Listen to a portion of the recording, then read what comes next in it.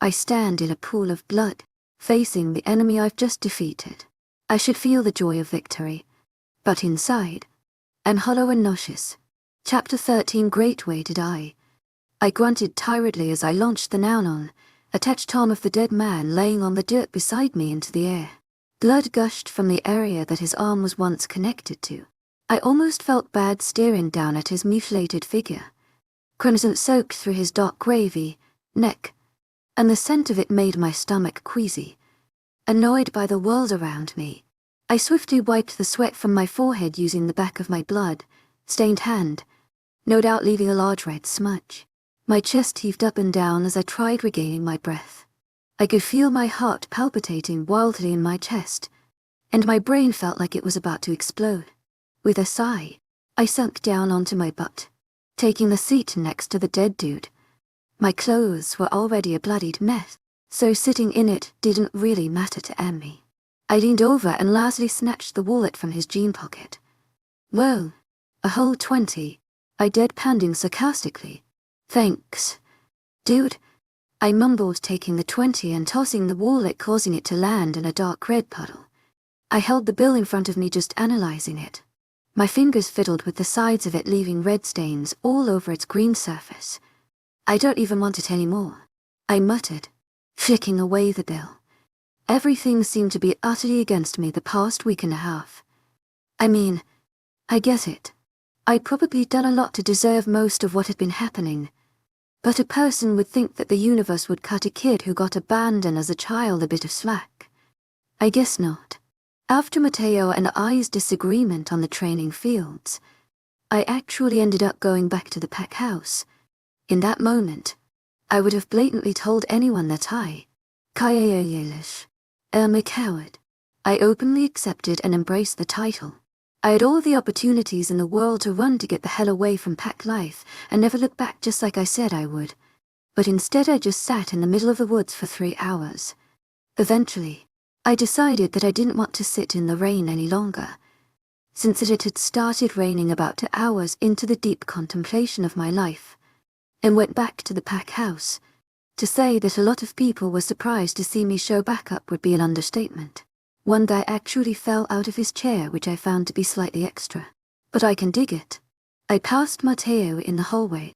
He was coming out from his office seeming just as pissed off as he had been when I had led the pack to think I was leaving. He stopped in front of me with his brawny arms crossed over his muscular chest.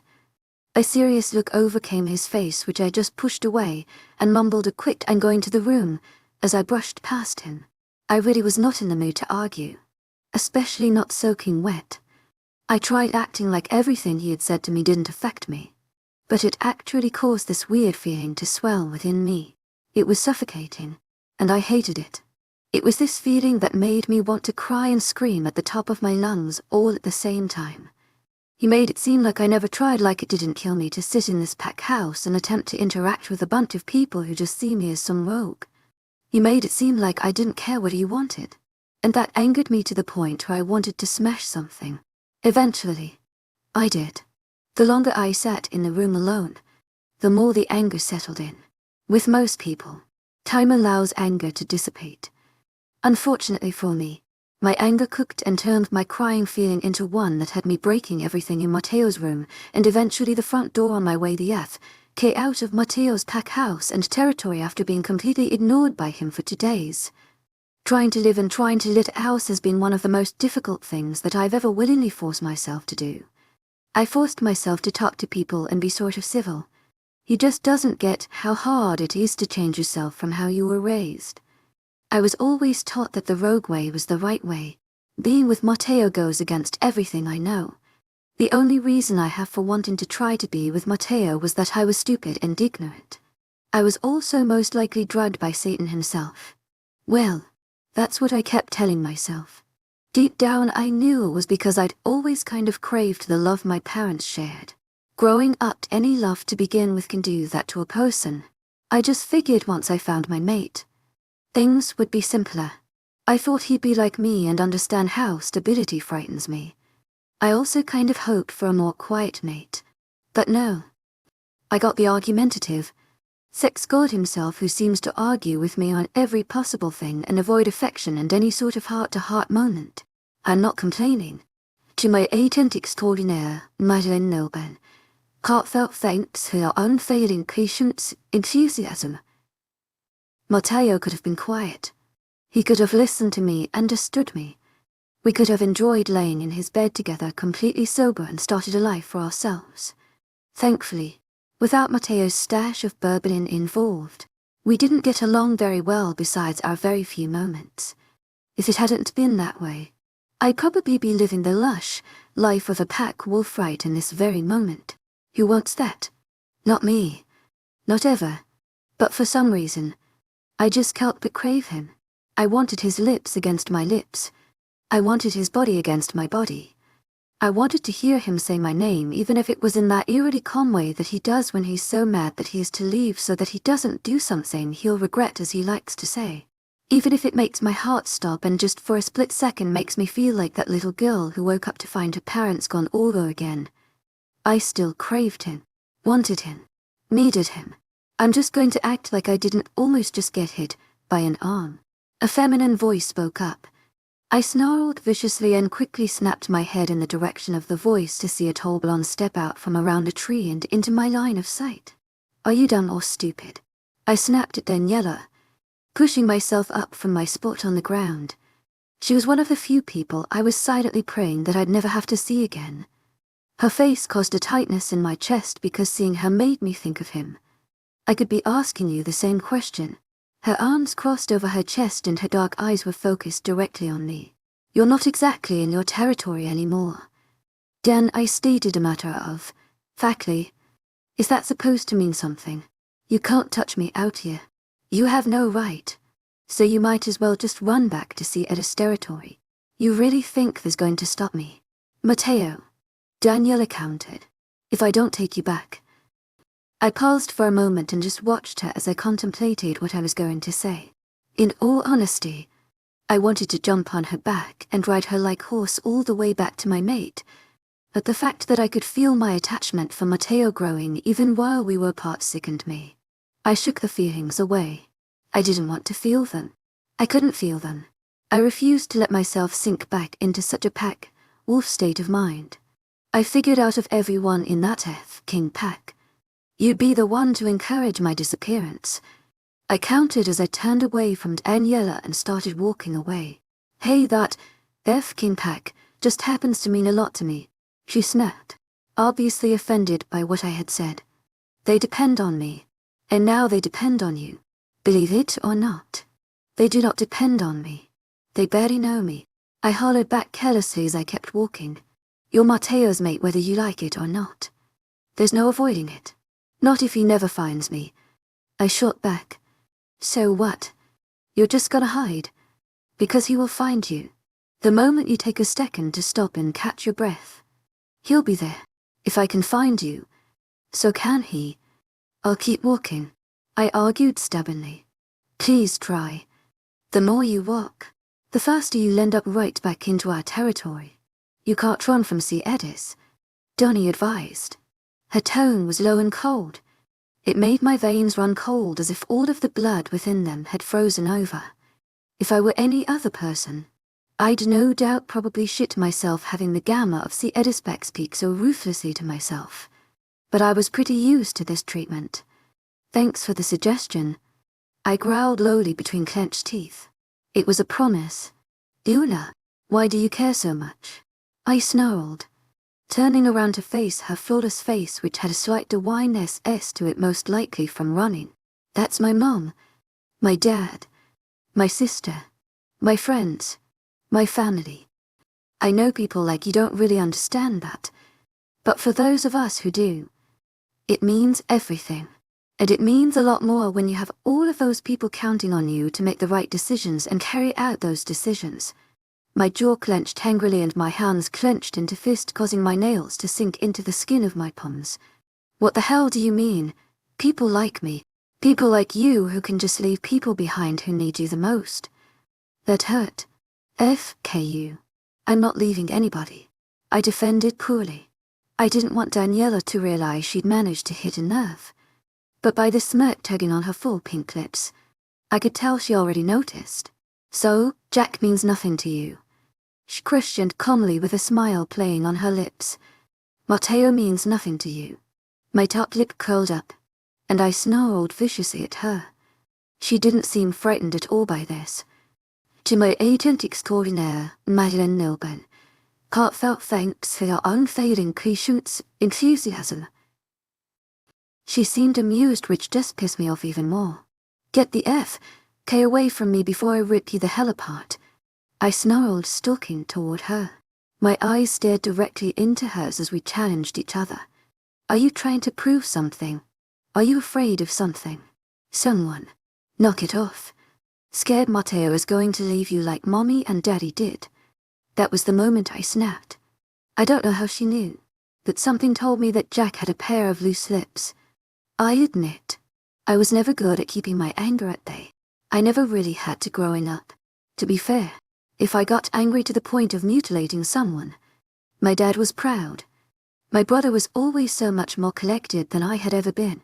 It was a trait that my father looked down on. My mother always favored Caden a bit more over me for his collectivity. "To my agent extraordinaire, Madeleine Nilben, heartfelt thanks for your unfailing patience, enthusiasm."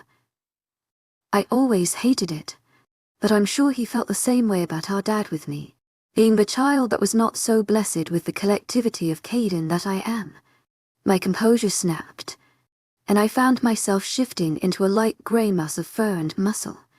My large body went barreling toward Daniela.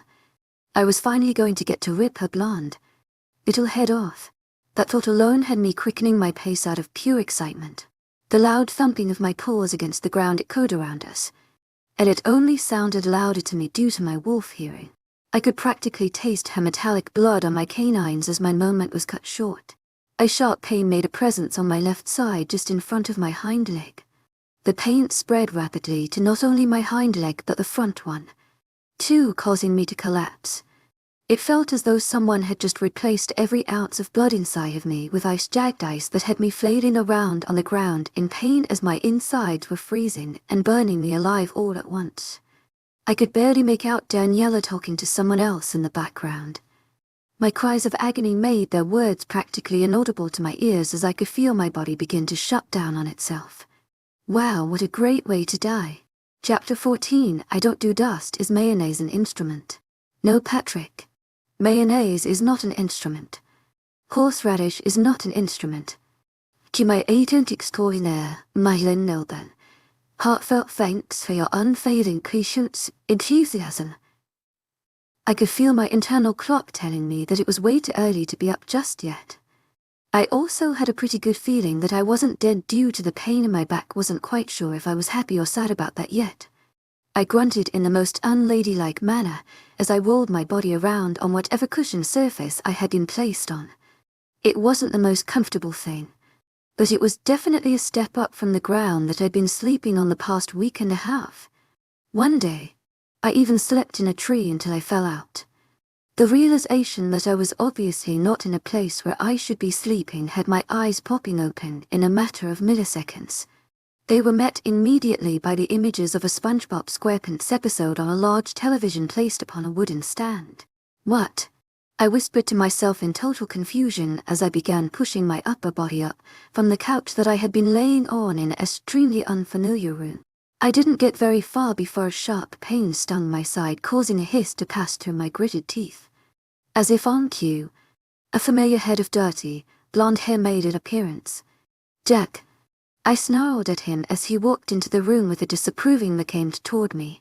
His thick arms were crossed over his brawny chest, making it very hard for me to focus on anything other than his well-built torso being covered by a moderately loose-fitting t-shirt. It took a lot of mental strength to tear my attention from his body to his forest-white green eyes, which seemed to be a tad darker than normal. I was assuming it was due to the anger I could feel radiating off of him. "What the actual hell? Kai-e," he snapped at me. I never had the opportunity to see this side of Jack before.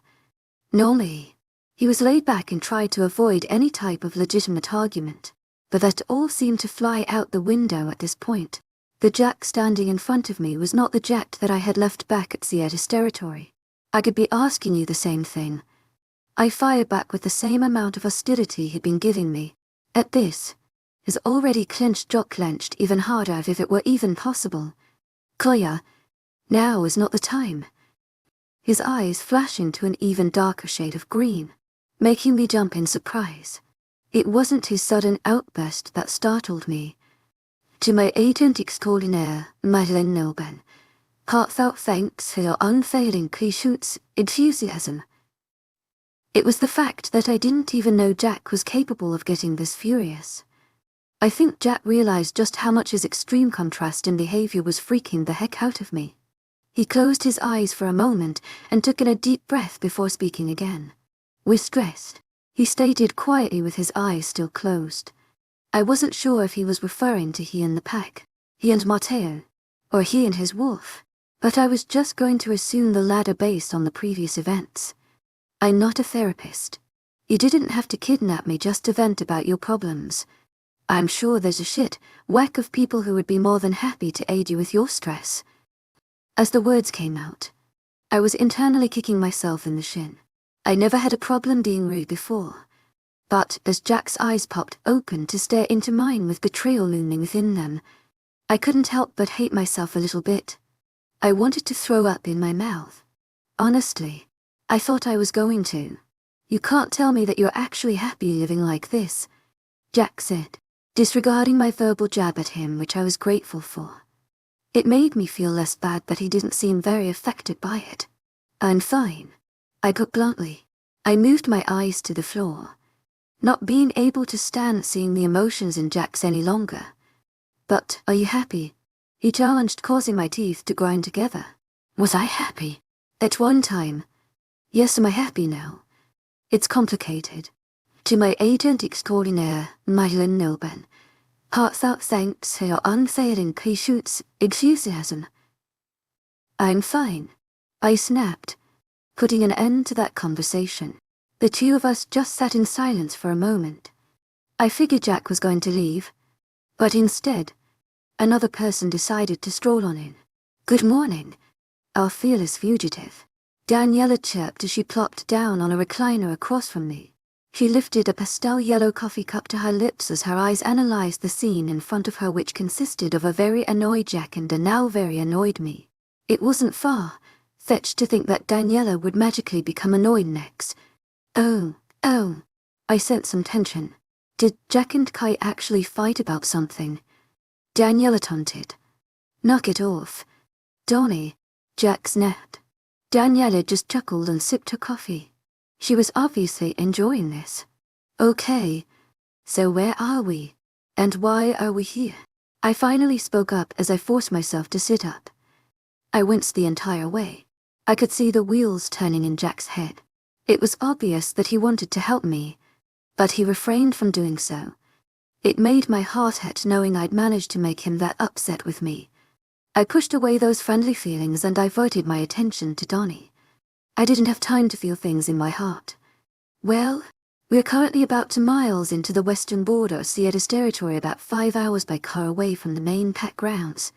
Daniela replied cheekily. We're in Sierra's. I snapped angrily. I didn't want to be here. You guys know, I'm not a pack wolf. I made this very clear when I left. Oh, shut up. Kaye. Donnie interrupted me. Stop acting like this is what you want. Why wouldn't this be what I want? I disputed like a 5-year-old. Because nobody wants to be alone. Stupid. Well, I do. So why am I here? Donnie rolled her eyes at me and looked over to Jack. You tell her. I'm annoyed already. She barked while she sipped at her coffee. With a huff, Jack turned to me and began talking. Matteo went looking for you after you left. And he hasn't been back. Everything back home is a bit shuffled at the moment without the alpha. He left suddenly, which caused the pack to panic a bit. And I doubt he is going to stop looking for you until you're back. Jack explained. Yeah, so instead of staying on pack grounds and taking care of the pack like the responsible, ranking wolves that we are, I suggested that we should probably find you ourselves. Daniela interjected. So, you planned this? Genuinely amazed, I figured after seeing Jack that he was the mastermind behind the expedition, definitely not Daniela. Don't get it twisted. Kaye. If you're not there, Mateo's not there. And without an alpha holding a pack together, everything begins to crumble. And I don't do dust. Donnie clarified, making me lose whatever hope that she could be a good person I had for her. So, who thought it would be a good idea to shoot me? It didn't take a genius to realize that the sharp pain had been caused by a silver bullet. Silver in the right doses can kill a werewolf. It's one of the things that we struggle to heal from. Our bodies react to something in the element which can ultimately cause entire systems to shut down. Tragic, but true. That explains the intense feeling of being set on fire that I had felt when I was about to rip Daniela's head off. I wish I could say it was me, Donnie replied, answering my question, but I gotta hand it to Loverboy.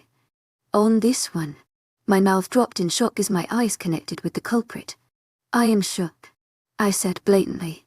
All this time, I thought Dan was the one who wanted to pop a bullet in my ass. Oh no, I do, Donnie interrupted, causing Jack to roll his eyes. Hence why I didn't give you the gun, he retorted. There wasn't even enough silver in it to kill her if I wanted to. She scoffed. And I was the one who made the bullet. So relax. You couldn't have thought of a less painful way to get me here. I snapped, rubbing my side as I remembered the pain that they had caused me. Less painful for you. Yes, less painful for us. No, Donnie chimed. Besides, we could have made it worse and just shot you in human form. At least I made sure you were shifted before giving Jack the okay. Am I supposed to thank you? She must actually be insane if she thinks I'm going to be okay with her and Jack shooting me just because they made it a little less painful. I'd suggest it. Okay. Were you to shut up for a second? So we can figure this the hell out. Jack burst in trying to silence our argument. Koya, I know that for whatever reason you don't like to be a part of a pack, but you need to come back. You're part of this now. You can't just hide from something that is destined to happen.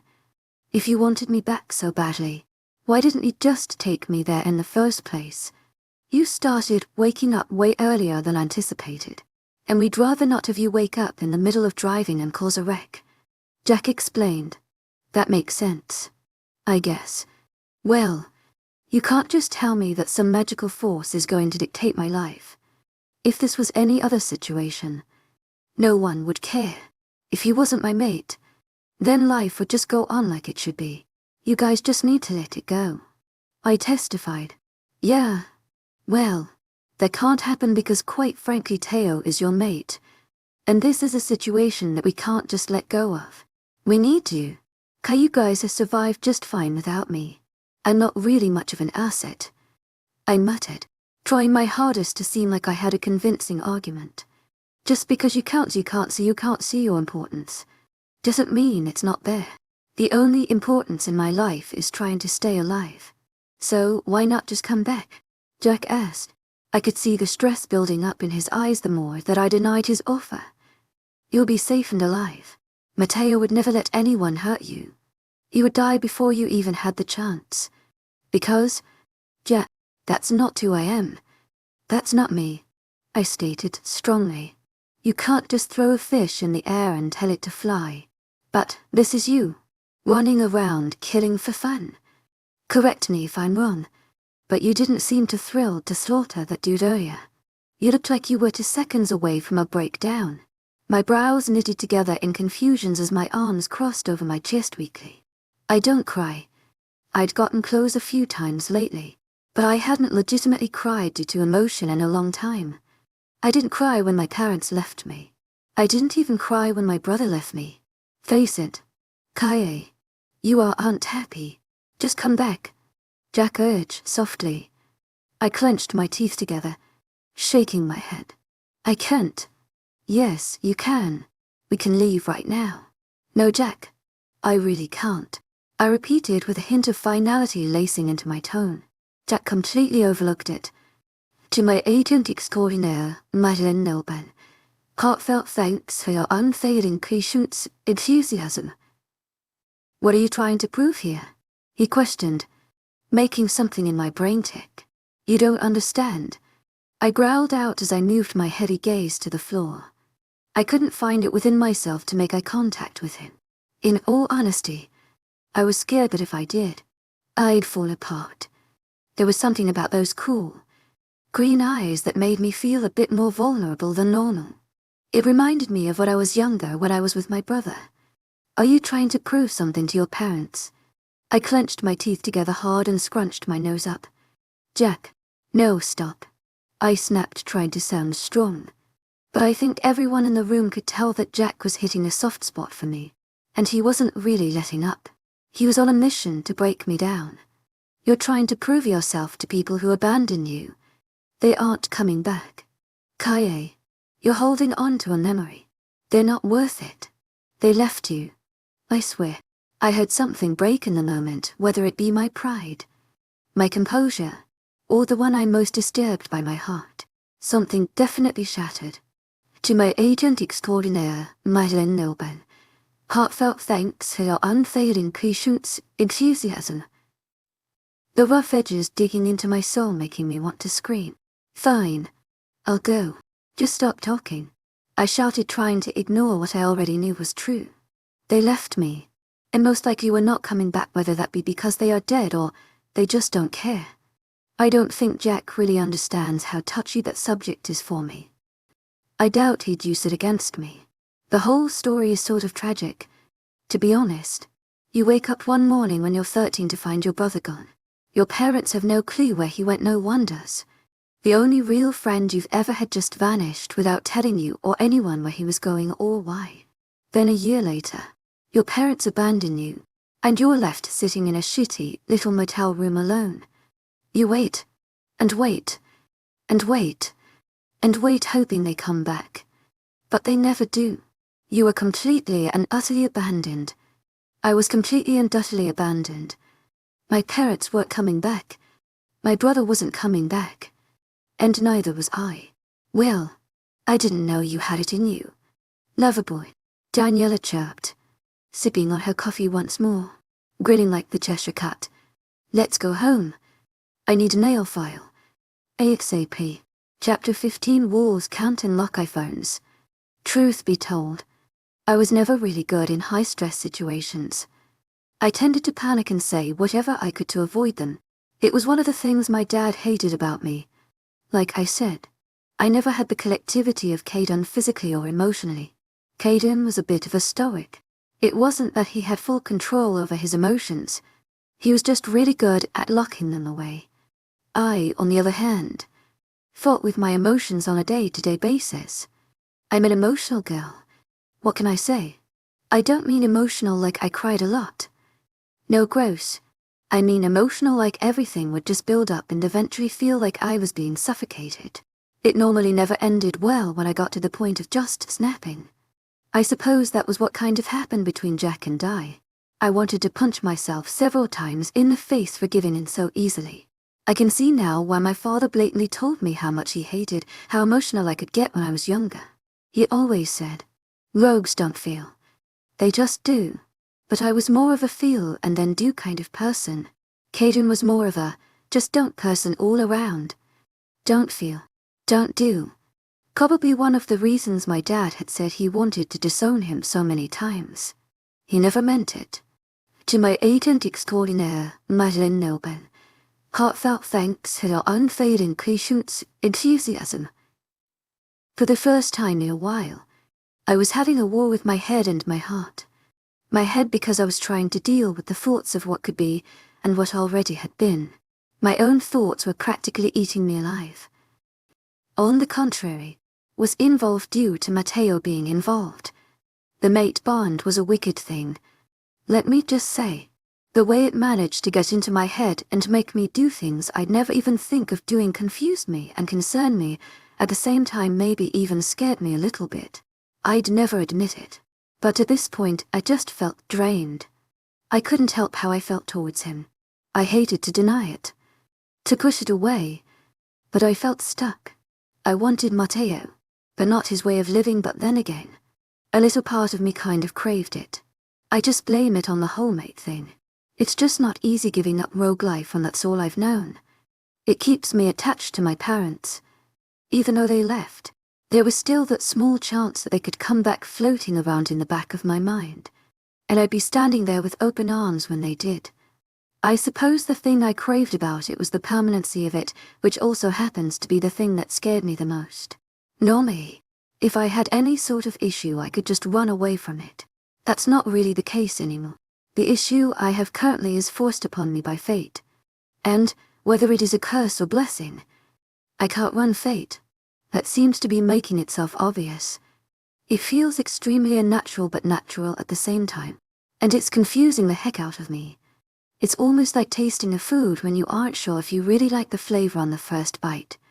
So you take another just to taste it again, and it ends up tasting exactly the same, but you still just don't know if you like it or not. I don't know. All that I can say is that I was confused by what I was taught to be right and what I feel is right. I'm stuck between just accepting that Mateo is my mate and being in a pack isn't as bad as I'm making it out to be, or face the mental disappointment of my father and possible future regret if being part of a pack is everything my dad told me it was. I probably would have already figured out my situation 2 days ago if anyone could get a hold of Mateo, who still happens to be looking for me even though I'm currently laying in his bedroom. From what I had gathered from Jack and I's few brief conversations, Mateo has most likely to be gone insane and has allowed his wolf to take over in order to track me down, hence why he won't answer his stupid phone, because wolves can't unlock an iPhone or he's dead. I chose to ignore the second option when Donnie had offered up the idea by simply telling Jack and Donnie that if they didn't leave me alone, I'd strangle them with their socks through the locked door. The door has quite literally remained locked.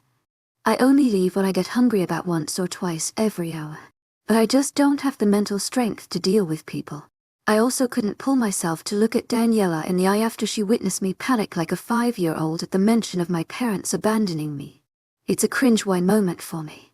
Jack comes up and has a nice conversation with the other side of the door often. I know he feels sorry for what he did, even though I'd never said or done anything in the past to show him how much my parents leaving had affected me. I know he did due to the 79 times he had said sorry and counting. I made it seem like I was chill with my parents leaving when we had spoken about it before. And I know that. Something deep within me makes me want to go hug him and tell him it's okay. But I'm a little disturbed by it, so I choose to ignore it and use that to fuel the pettiness I have toward him at the moment. I kind of felt like my miserable self, being locked up in Vindicta cells again, trying my hardest to ignore Dallas. I was currently making my way out of the shower when a very loud knock rapped on the outside of the door. My fashion for the evening consisted of a pair of vibrant green underwear covered by a pair of grey running shorts that my butt cheeks felt like they might fall out of, a matish grey shirt I stole from Mateo's closet. My hair was still soaked from my shower, which made the back of Mateo's shirt uncomfortably wet. I groaned loudly as I stomped over to the door. I had just assumed the person who repeatedly to knock on my door was Jack. I'd left him there when I had decided that taking a shower would be better than facing my problems. Just being my normal, petty, arrogant self, avoiding things I really shouldn't be. I aggressively opened the door, snapping at the person behind it with a quick "what?", expecting to see a familiar lie of green eyes, but was genuinely surprised when I hadn't. I was matched with a pair of dark brown ones that made me want to blow off my left leg with a firework. "Oh, it's you," I grunted as I began shutting the door in Daniela's face, but she managed to wedge her foot in between the door and the frame before I could completely shut it. "Yeah," she barked as she pried the door back open. "And unfortunately for you, I'm not quite as easily ignored as Jack. That's a matter of opinion," I stated with my arms crossed. She stepped past me and into the room, making her way over to the bed where she took a seat. "Well, I'm already in the bedroom after like 20 seconds of trying, which is like 2 days faster than Jack. So I'd say I'm winning," she concluded, running her freshly manicured nails through her long, blonde hair. "Tu m'as été extraordinaire, Madeleine Nobel. Heartfelt thanks for your unfailing patience, enthusiasm. I can ignore even as you're in the same room as me," I commented cocky, walking past her to go crawl into the bed. But her hand grasped my wrist. My eyes snapped to hers, and my lip curled up into a snarl. Donnie just rolled her eyes at me and motioned to the bed beside her. Sit down. We need to talk to you, she ordered, causing my eyes to narrow, being highly offensive. But last time we had a talk, I ended up with a silver bullet in my side. That was different kind of talk. Unclean. What a pat me down? Donnie questioned as she raised her arms in the air. Her brows were raised, giving me a look that said, "Try me. Please. I'm waiting," with her dark eyes. "Fine." I huffed. "Talk. First of all, you need to talk to Jack." Just the mention of his name had my eyes rolling. Even when he wasn't trying to get me to talk to him through my door, someone was still trying to get on speaking terms. "No, you, Ray, being dumb, and you know it," Daniela accused. "Now, knock it off and solve your goddamn issues because that boy just wants what is best for you." Well, that sounded weird. Someone actually wanting what is best for me. Because he knows what's best for me. Yes, he does. And you do too. So cut the crap. Kaye. Jack might baby you a little more than I do. But I'm not going to sit here while you ruin your life. I'm not ruining my life by not talking to Jack. Yeah, but you're going to ruin it by not letting anyone in but your imaginary friends, she retorted, which offended me way more than it should have. I have friends. Hayden was my friend. And I'm pretty sure Dallas would be my friend if I said sorry and twirled my hair around my finger a few times. I don't have imaginary friends. To my agent extraordinaire, Madeline Nilben, heartfelt thanks for your unfailing patience, enthusiasm, was my absolute genius remark. Well, I was trying to give you at least one.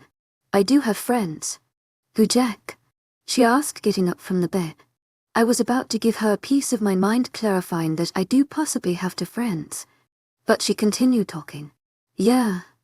To my agent extraordinaire, Madeline Nilben, heartfelt thanks for your unfailing patience, enthusiasm. Some friend you are trying to tell someone how mates work when they already went through it, she snapped harshly, making her way over to the door. That shut me down real quick. I think my brain actually shut down for a second. Am I even breathing? Did I blink? Wait. What? I'm not repeating myself. No, what do you mean he already went through it? He doesn't like to talk about it.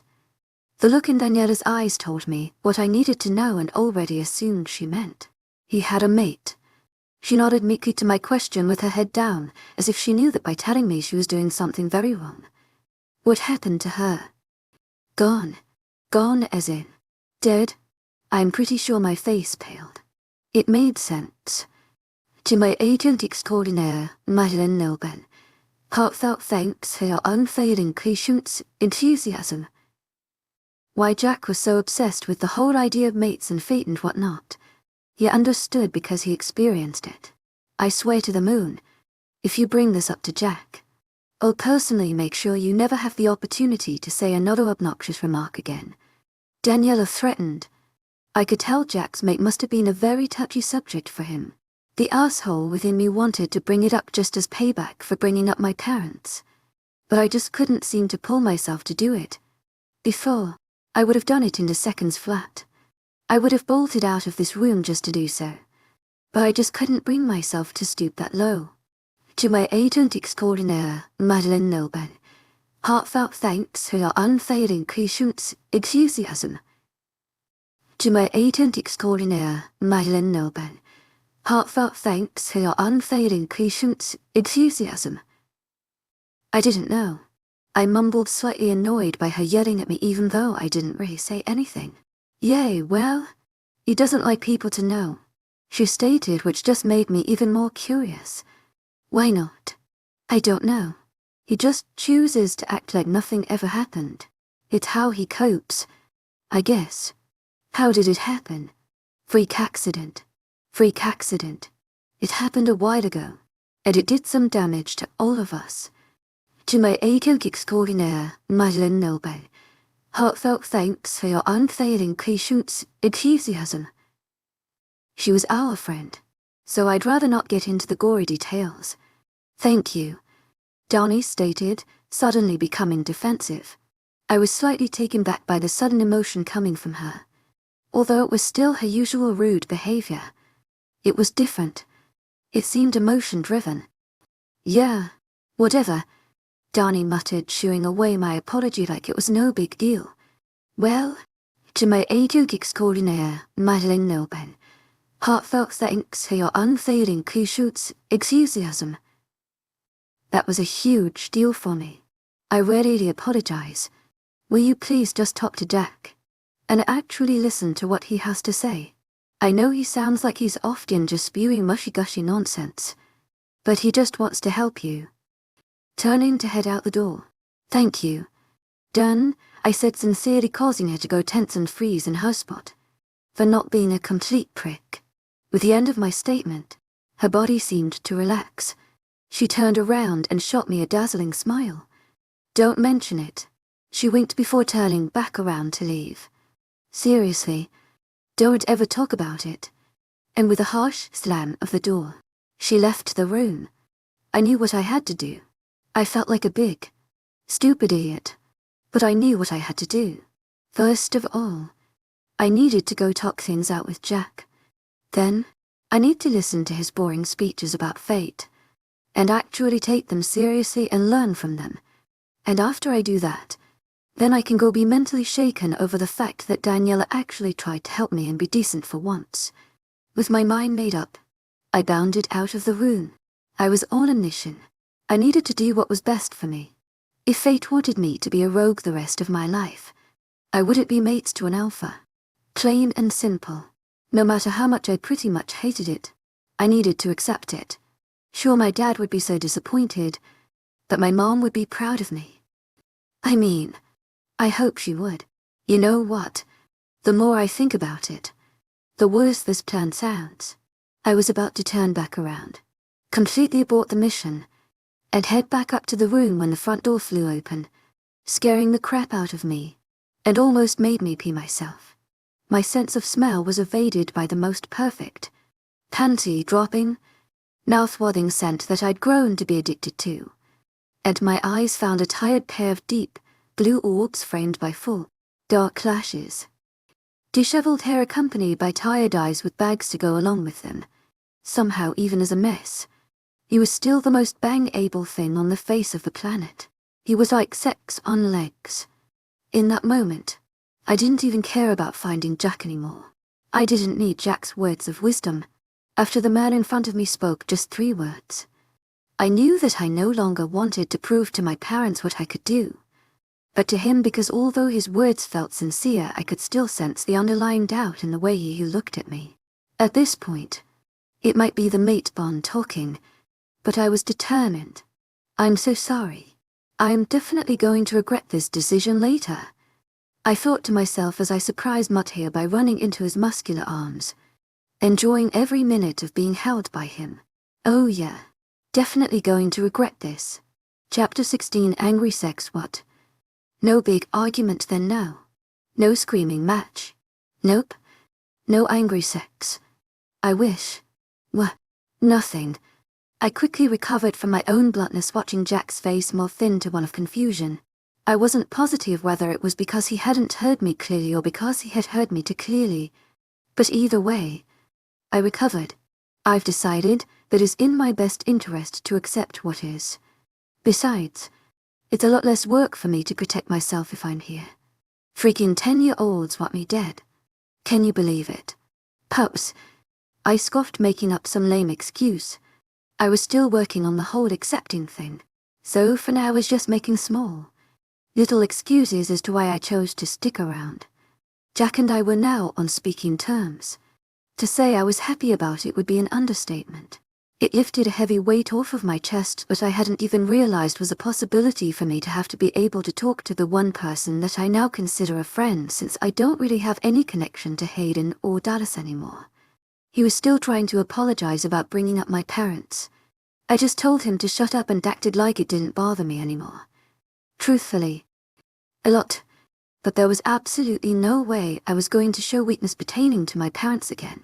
It made me cringe every time I think back to it. Daniela has been acting like the conversation we had never even took place. I'm not really bothered by it. To my agent extraordinaire, Madeleine Nilben, Heartfelt thanks for your unfailing patience, enthusiasm. I don't really expect too much from her as it is. Matteo and I, well, there's not exactly much to tell. We ended up just standing in the hallway for what felt like hours, just wrapped in each other's arms. I'm positive that I couldn't count how many times he muffled out, "I'm sorry, and I never mean it," into my hair as he held me against his strong chest with those thick arms of his. A part of me just felt flat out weird for not starting an argument with him or blaming him for everything that had happened. I wanted to tell him how stupid, hurtful, and insensitive he had been because I was just trying to help. But something else inside of me overpowered all of that. Something kept me anchored to Matteo and refused to say anything other than it's okay. And I know, after our much-needed embrace, I forced Matteo to go get a shower even though he didn't want to leave me in fear that I'd drown again. After telling him how much of an idiot he sounded, he eventually agreed to a shower once I'd promised to make him something to eat. Neither of us said a word to each other as Matteo ate his dinner, which consisted of a ham sandwich and some French fries, for fear of starting another fight. We just sat at the island enjoying each other's company. The silence continued until we went to bed directly he finished his meal. It only broke when Matteo whispered tired, "I'm not letting you leave me," again to my half-asleep self.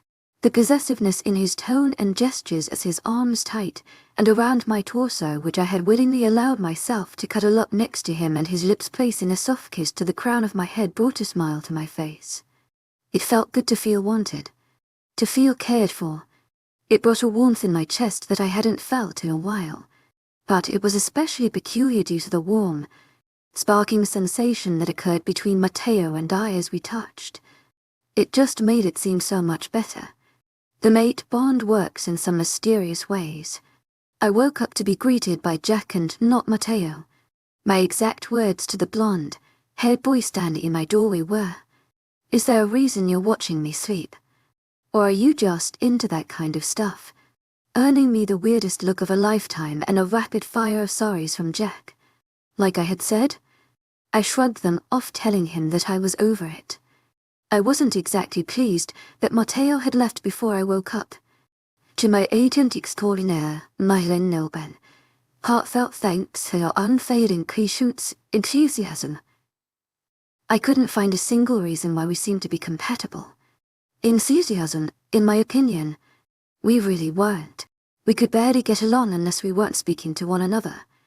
I just wanted to wake up and have him tell me good morning while we were in bed for once. What did you do that put you on the werewolves' most hunted list? To my agent extraordinaire, Mylen Nilbe, heartfelt thanks for your unfailing patience, enthusiasm.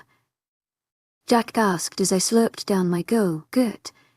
To my agent extraordinaire, Mylen Nilbe, heartfelt thanks for your unfailing patience, enthusiasm.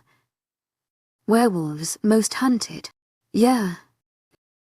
And I didn't do anything. I defended, standing up to throw away my wrapper. I'm just a bit more outgoing than most rogues, so my face ends to be a familiar one to most. I'll take your word for it, Jack said, seemingly unconvinced. I just rolled my eyes and walked out of the kitchen. Where are you going? Gonna go have some angry sex? Feel free to join, I shouted back, not caring who heard me in the process. Oh my God, I didn't need to know that. I chose to ignore Jack's comment with a small chuckle. I was grateful that Jack had stopped apologizing and was acting like his normal self again. It made staying here much easier for me. I leisurely made my way down the hall to Matteo's office. As normal,丨Wolf stood at attention as I walked past them. I knew it probably wasn't out of respect for me, seeing as how I hadn't done anything to earn their respect. It was most likely out of respect for their alpha, Matteo. I came up to the familiar door that I had both good and bad experiences walking through. I was about to just twist the knob and walk in, but I stopped myself. Knock first, I mumbled to myself before removing my hand from the doorknob. I curled my fingers into a fist and knocked on the cool wood with my knuckles. I thought I knocked lightly, though the knock ended up sounding quite violent. I was really trying to level with Matteo here. Trying to fit into the pack house was hard, so it wasn't really my agenda at this point. I did feel bad. To my agent extraordinaire, Madeline Noban, heartfelt thanks for your unfailing patience, enthusiasm. I should most likely caused Matteo a world of hell ever since I showed up here. The least I could do is knock for once instead of just barging in and interrupting him. I'm coming in. Not really giving him an option. Before he had time to reply, I had the door open. Our eyes connected immediately. I could easily spot the confusion in them, but it quickly vanished as his face morphed into a sorry expression. Listen, Kai, I really am sorry. He began to say, but I put my hand up, choosing his words. I don't want to hear it. I interrupted him. Seriously. I just want to forget it even happened. I turned and closed the heavy door behind me. As I turned back around, Matteo had moved from his swivel chair at his desk to stand in front of me. Matteo didn't seem mad or annoyed in my presence. His jaw was slack and a small frown graced his handsome features. But what were you doing? I interrupted him again. I diverted my gaze to his desk, causing him to turn to look at what I was focused on. I wasn't actually looking at anything specific. I was just trying to avoid another argument. Paperwork, he drug out, looking back at me with furrowed brows. I can help. I chimed, which, by the look on his face, I'd say took him by surprise. You want to? I mean, if you don't want me to. I don't have to. I just figured I'd offer. I grumbled. No, you can help. Matteo said, seeming very unsure of what he was agreeing to. Geez. It's not like you're handing over our firstborn child. Matteo led me over to his desk. I was going to grab my own chair to sit down on from the other side of his desk, but he pulled me down onto his lap instead. Grab by. I commented, staring down at his large hands holding me down by my hips. I could only imagine what those hands would feel like over my body if we were without clothes. I enjoy being able to hold what's mine, Matteo stated simply. It's not that I enjoy being seen as Matteo's possession, but the room got about 10 degrees hotter for me after he said that. Maybe it got hotter for him too. Maybe he should take his shirt off. Maybe I should. Maybe we should just both get without clothes. Possibilities. So what am I doing? Trying to push my inner slut to the back of my mind. Matteo pulled out a stack of papers and placed them in front of me. I'm pretty sure I've visibly paled. I really didn't think this one through. Just separate the ones that I need to read over and sign from the ones that I don't. He said it as though it was the simplest thing in the world, but I was panicking on the inside. How do I know that? Staring down at all of the big words on the first document. Something the something with a something. It'll say that it calls for a signature. Just skim through them. I'll double check later. Matteo advised absently as he started writing some numbers on a piece of paper. Signature. That word has a G in it, right? After about an hour, I finally split up all the papers into 2 piles. Let me just say, I wanted to do a cross between rip my hair out and cry by the end of it. I had to do a lot of frustrating things in my life. But that far was the worst. I'm done, I said, much quieter than normal. If Matteo noticed it, he didn't make it apparent. He just looked over at the 2 piles and shot me a small smile. These ones are the ones that you need to sign. I motioned toward the pile to my right, which was closest to Matteo. Without a word, he picked up the first paper and read it over. His brows slowly knit together, causing me to start gnawing on the inside of my bottom lip. When he flipped the paper over just to be greeted by a blank white sheet of paper, that's when I started to die a little bit inside. I was embarrassed. So embarrassed. Can you tell me where it says to sign this? Matteo asked as his eyes scanned over the paper once again. Yeah, right there, I said, pointing to a word that I thought said signature. Matteo just became even more confused as his eyes moved from the word on the paper to my face, which was no doubt either ghostly white or as red as the blood of the various people that I've killed. Kai, that says significantly. I was closer than I thought. Oh, my bad. I must have read it wrong. I laughed it off. Matteo just shook his head at me, but I caught the little smile blossoming on his face as he took another paper from the pile. Again, He became confused. He didn't say anything. To my agent extraordinaire, Madeleine Nilban, heartfelt thanks for your unfailing patience, enthusiasm. He placed the paper down and picked up another one just to have the same expression. Are you sure this is the right pile? His beautifully dark eyes looked to greet mine. Yeah. I stuttered as I looked down at the desk. I hate myself. I hate myself. I hate myself. I was too embarrassed to even look at him. Kaye, can you read the sentence right here? Matteo asked. My heart raced rapidly, and I cursed Matteo's entire existence in that moment. What was I thinking helping him with paperwork?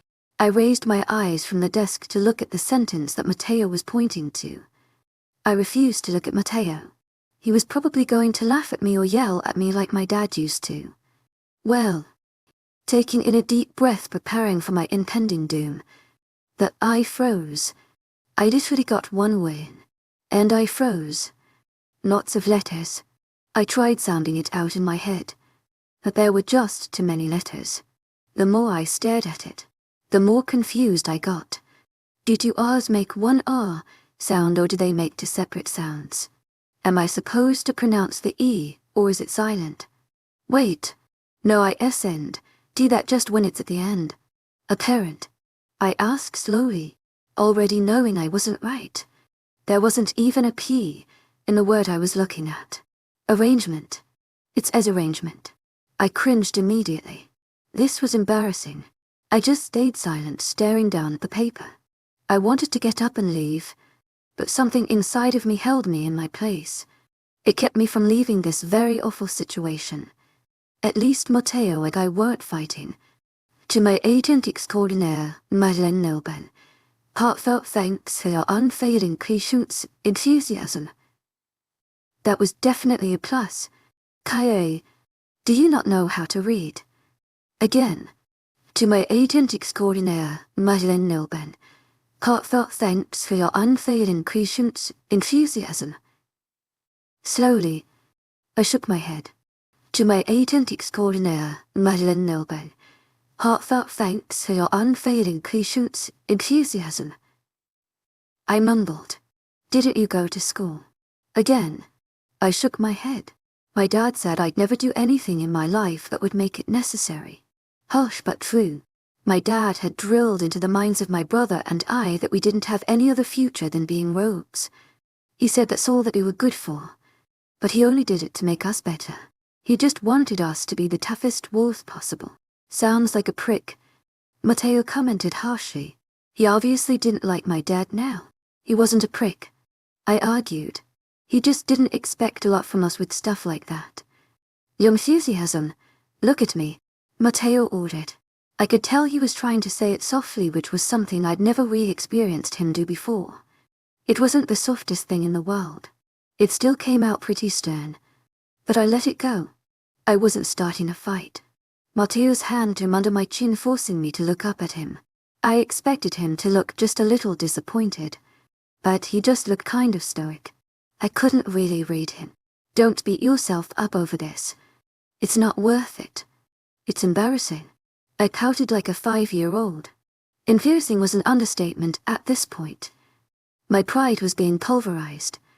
I'm a 19-year-old who can't recognize the word agreement. Arrangement. Matteo corrected, making my frown deepen. Yay, thanks. I grunted. I knew Matteo was at a loss of words at this point. I didn't blame him. I wouldn't know what to say to him if our places were switched. I'm sure he's trying not to start an argument just as much as I was. I was about to get up and just leave while I still had a little teeny tiny bit of my pride left when Matteo leaned in and brought his lips to mine. It took me by surprise at first, but I melted into him after a second. His left hand gripped my side and pulled me closer to him as his right hand held my chin, keeping my face exactly where he wanted it. I was undoubtedly falling deeper and deeper into this whole mate mess. And right now, I couldn't possibly care less. If only we could stay like this forever.